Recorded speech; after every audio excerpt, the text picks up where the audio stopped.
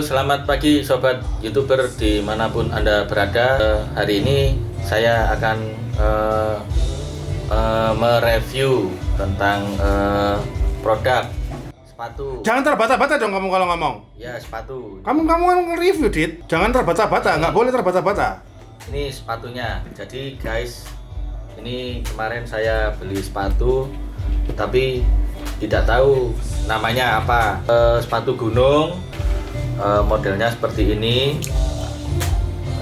Terus Itu kok ada backsound apa ini? Kok rame sekali, Dit? itu lagu, Pak. Oke. Harusnya dimatiin loh kalau misalnya kita lagi nge-review gini. Nanti kan berbekan, Oh, gitu. berisik. Jadi gini guys, hari ini kita mereview tentang sepatu. Karena ini namanya sepatu gunung, jadi pakainya ya harus di gunung. Kalau di masjid namanya sepatu masjid. Ini barangnya bagus sekali guys, harganya murah, terus banyak di toko, terus pakai juga nyaman. Terus Itu lampunya kenapa kok nyala mati? Kamu belum bayar listrik, Pak? Mas? Oke, kembali lagi bersama saya Didit di channel Moneymaker Entertainment.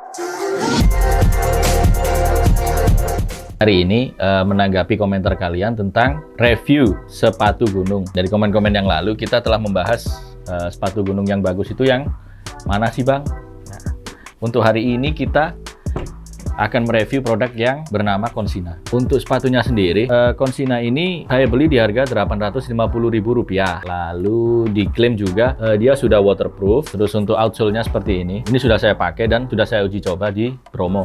Outsole-nya sendiri itu seperti ini dan saya jamin ini ketika kalian naik atau nurun gunung tidak akan mudah tergelincir karena dia sudah dilengkapi pool seperti ini. Lalu untuk insole-nya sendiri ini juga terbukti nyaman dipakai karena empuk dan mungkin tidak akan kalian temukan untuk harga sepatu gunung di bawah Rp300.000. Lalu untuk jahitan sendiri, sepatu Consina sudah sangat rapi sekali guys.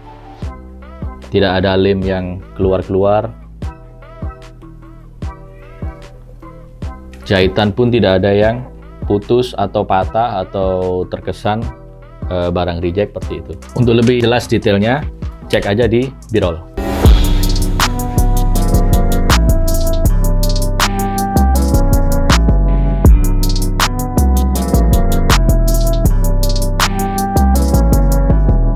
Oke teman-teman, itu tadi adalah video dari apa yang kita sebut mana yang proper Dan mana yang nggak proper? dan mana yang tidak proper. Untuk dari segi pembahasannya, mungkin Pak Riko bisa membantu menjelaskan apa yang disebut dari video yang tidak proper itu seperti apa sih, Pak? Atau yang proper itu yang seperti apa sih, Pak? Jadi aslinya gini sih, kalau misalnya untuk masalah proper dan tidak proper itu, Benar. sebenarnya tuh balik lagi ke konten apa yang kita bikin, Dit. Benar. Jadi konten, contoh ini contoh aja. Kalau misalnya kamu mengendorse sesuatu barang, Benar. kamu dibayar akan untuk membuat konten tersebut. Nah, untuk Jadi- menyampaikan pesan apa yang kita endorsekan tadi. Betul. Nah. Jadi memang harus proper, karena kan dia membayar kamu sesuai dengan istilahnya dengan kualitas video juga yang diharapkan lebih baik gitu Nah, kan. benar. Tapi kalau misalnya menurut kita sih, kalau misalnya untuk video review, Atau untuk channel pribadi. betul, untuk channel pribadi apalagi itu tuh Dan tidak bersifat komersil atau betul, karena kan profesional. sifat, jadi kan semua tuh berdasarkan sifat. Benar. Kamu promosi atau kamu hanya mereview. Kalau mereview itu kan memberi informasi ke orang-orang terkait Benar. barang tersebut. Benar. Gitu. Jadi kalau misalnya untuk dibilang harus properkah seperti ini atau tidak, itu tergantung dari valuasi uangnya juga. Iya, monetisasinya. betul, betul. Kalau Anda memang pekerjaan Anda adalah reviewer dan mendapatkan uang dari review itu, sebisa mungkin harus proper. betul. Kayak contoh ini ya, Gadget In gitu. Benar. Memang kan dibikin proper karena memang itu Dia adalah paid nyari promo uang di istilahnya. situ, ya. Betul, karena memang dia nyari uang dari situ. Tapi sedangkan kalau misalnya istilahnya gini lah, pada saat kayak contoh kecil aja kayak Odading gitu, Dit. Ya. Itu dia mereview aslinya kan. Iya, Kualitas, mereview. iya, kualitas reviewnya pun itu tidak bagus. Tidak proper, harusnya. tidak bagus, tapi Bahasanya mengalahkan. kasar. Iya. Tapi bisa mengalahkan, ya tiba-tiba dia ngebom gitu aja Iya. kan. Jadi memang kalau untuk saat ini tuh kita ngomong video proper atau tidak proper itu balik ke personal kita masing-masing sih. Benar. Gitu. Apalagi itu terkait dengan review barang-barang, review pribadi orang gitu. Kecuali kita ya itu tadi, kita misalnya nih, kita kayak kantor kita gini kan, memang mengharuskan kita untuk men-take video, untuk mengambil foto dengan kualitas yang maksimal. Karena gitu. kita profesional. Iya, ya sekarang apa yang kamu harapin sih dari review jujur orang gitu kan? Ya. Apalagi kalau misalnya kita adalah brand besar gitu ya, gitu. Nah. Sekelas Apple aja, istilahnya kan dia membiarkan orang, nggak ada tuh maksudnya kayak kamu nggak boleh nge-review kayak gini karena akan begini, nggak seperti itu gitu. Jadi semua balik ke kalian juga gitu. Terus kalau misalnya kalian nanya tips untuk bikin video yang proper, itu asli sudah banyak banget di internet. Cuman ini tips aja buat teman-teman yang kalau misalnya mau bikin konten, entah itu review, entah itu apapun, yang pertama itu bukan kamera yang harus kalian tahu. Karena kamera itu hanya membantu guys. Kalau misalnya kalian butuh, yang pertama itu adalah lighting. Seperti ini. Betul, lighting. Jadi seperti ini kita bisa. Ya, Ri. Coba kasih tahu. Nah, digeser. Nah, ini bisa digede kecilin gitu. Jadi powernya bisa diturunin, bisa dinaikin. Ini gunanya lighting. Turunin lagi, Dit. Ini saya turunin ke 10, Pak. Betul. Nah, ini kan gelap ya. Gelap. Nah, tadi 10 ya memang ya? Benar. Lalu bisa dibantu dengan kamera. Ah, betul. Ini kan lampu RGB. Ini apa namanya, main light-nya ini. Terus ini V-light-nya. V-light-nya itu pakai ya istilahnya ambience light ya. Kalau misalnya apa namanya kalian pengen tahu, jadi lampu-lampu yang di belakangnya itu namanya ambience light.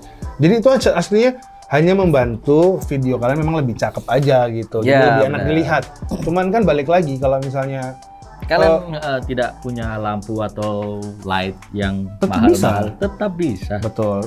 Banyak kok YouTuber yang alatnya tuh biasa aja. Iya. Berawal dari alat yang biasa aja, akhirnya juga jadi profesional tuh banyak juga. Bahkan gitu. ada yang bilang harus beli kamera seperti apa untuk menjadi YouTuber starter pack atau beli apa aja.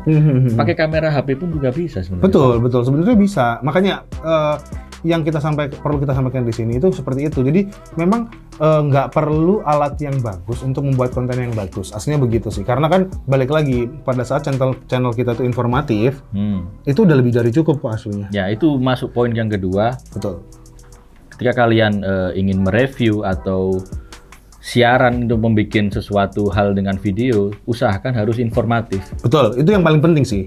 Benar. Karena kan gini, maksudnya kalau misalnya kamu nge-review barang nih, contoh nih ya, ambillah sepatu ini, jebret. Kita bikin b-roll seperti tadi, gitu ya. Bikin b-roll seperti tadi, tapi tidak ada kata-kata atau kalimat yang kita lontarkan, yang menjelaskan tentang produk ini pun, itu adalah hal yang percuma. Benar. Gitu. Apalagi itu kebanyakan kalau misalnya reviewer yang di YouTube ya, kebanyakan itu personal. Jadi memang pendapat pribadinya dia tentang produk tersebut, bukan general ya. Kalau general kan, in general pendapat orang pasti beda-beda dia. Benar. Gitu. Jadi kalau untuk sampai di, ya mohon maaf untuk sampai disomasi, menurut kita terlalu berlebihan ya, Dit. Ya, menanggapi kasus yang kemarin rame-rame ada yang mensomasi seorang YouTuber karena dia telah mereview produk. Padahal itu kan niatnya hanya untuk hobi, maksudnya. Iya. Jadi gini, makanya kan lucu ya. Kalau misalnya menurutku sih, di mana saat produk kita di-review sama orang, seharusnya kan berterima kasih. Kita tidak mengeluarkan uang dan betul, itu promosi gratis menurutku. Kan? Meskipun misalnya itu pun juga termasuk feedback dari masyarakat juga atas produk kita kan. Betul, entah itu baik atau buruk kan. Setuju. Jadi memang ya seperti YouTube, like dan dislike itu adalah sama gitu. Itu adalah engagement buat kita bagus. Gitu. Jadi ya gitu. Jadi nggak perlu apa ya istilahnya, nggak perlu takut untuk bikin konten, karena bikin konten apapun itu dengan alat seadanya pun pasti bisa. Yang penting pesan apa yang kalian bawakan dalam konten tersebut gitu. Karena semua berawal dari kecil kok. Nah, semua itu berawal dari kecil kok. Lalu untuk tips yang ketiga itu, ketika kalian mau mereview atau mentik video itu, usahakan ambience-nya itu clear. Betul. Maksudnya tidak ada suara yang masuk. Betul, kayak yang video pertama tadi ya, Dit ya. Nah, itu kan ada video, ada lagu dan hal sebagainya. Itu juga bisa kalian proper atau tidak, itu dari situ. Yang poin ketiga ambience itu tadi. Betul. Lalu yang poin keempat sama seperti yang poin kedua, itu cara penyampaian. Jadi kalian menyampaikan sesuatu itu gagap. Kalau bisa usahakan jangan terlalu banyak. Betul. Ya kayak kalau misalnya kalian pengen tahu itu kita pertama-tama nge-review ya, Dit ya. Iya kan? Itu Dit juga seperti itu. Jadi foto terbata-bata. Itu tapi proses menurutku. Bisa diakali juga pakai cut sambung. Betul. Jadi kan akhirnya kan kita semua tuh dari proses. Benar. Style itu. Gitu. Jadi buat teman-teman yang bikin video yang nggak yang gimana-gimana juga tetap semangat bikin konten. Top. Oke, sekian dulu video ini. Kalau kalian suka sama video ini, kalau bermanfaat, kalian bisa klik like, komen, dan jangan lupa subscribe karena subscribe itu Tidak membayar.